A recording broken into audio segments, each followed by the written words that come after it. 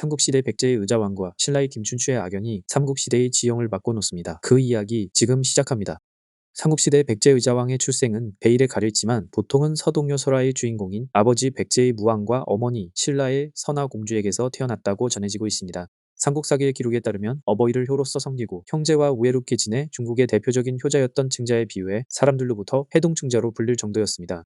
하지만 의자왕은 무왕의 맏아들임에도 불구하고 어머니 출신과 세왕비 사태광우의 견제로 40세가 돼서야 태자로 체풍됩니다.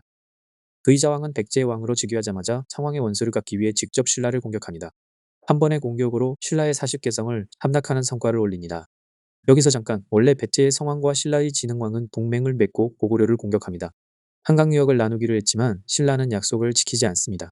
이에 분노한 백제의 성왕은 신라를 공격합니다. 하지만 관산성 전투에서 포로가 된 성왕은 목숨을 잃고 그의 수급은 신라의 궁궐 계단 아래 묻히는 치욕을 백제에 안깁니다. 다시 돌아와 의자왕의 신라에 대한 복수는 계속됩니다. 신라의 대야성은 전략적 요충지로 대야성이 뚫리면 수도인 경주가 공격받을 수 있는 중요한 자리였습니다. 의자왕은 불만을 품은 적의 스파이와 내통하고 2만 명의 병사로 대야성을 쉽게 함락합니다. 당시 대야성 성주는 신라 김춘추의 사위인 김품석이었습니다. 그의 아내는 김춘추의 딸 고타소였습니다. 의자왕은 신라 김춘추의 사위와 딸의 목숨을 빼앗습니다. 또한 그들의 수급은 백제의 감옥 밑에 묻습니다. 백제 성왕이 복수였습니다. 신라의 김춘추는 힘이 없는 탓에 딸을 잃은 슬픔도 잠시 고구려 연개소문을 찾아가 도움을 청합니다. 하지만 김춘추는 굴욕만 당하고 돌아옵니다. 이에 굴하지 않고 신라의 김춘추는 당나라 태종을 찾아가 동맹을 제안합니다. 당나라는 고구려 후방에서의 지원이 필요했기에 그 제안을 수락합니다. 이로써 훗날 삼국통일의 토대가 되는 백제와 고구려, 신라와 당나라 연합동맹이 형성됩니다. 그러던 중 백제의 의자왕은 신라의 승리에 도취되고 사태광우가 죽으며 견제 세력이 없어져 긴장이 풀렸는지 주색에 빠져 방탕한 생활을 하게 됩니다. 이에 더해 그의 아내인 황후웅부는 전횡을 휘두르며 주변에 유능한 충신들을 주살하고 아첨하는 신하들을 가까이 하며 국정을 농단하여 백제의 자멸을 초래하게 됩니다.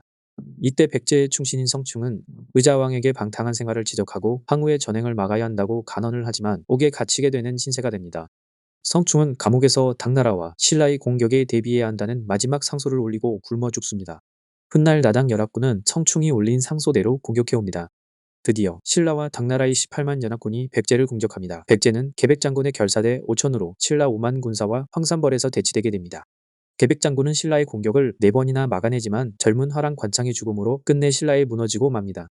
의자왕은 왕후와 성을 버리고 도망가다 잡혀서 당나라로 끌려가 죽음을 맞습니다. 김춘추가 딸의 복수를 한 셈입니다. 지금까지 의자왕과 김춘추의 악연 이야기였습니다. 감사합니다.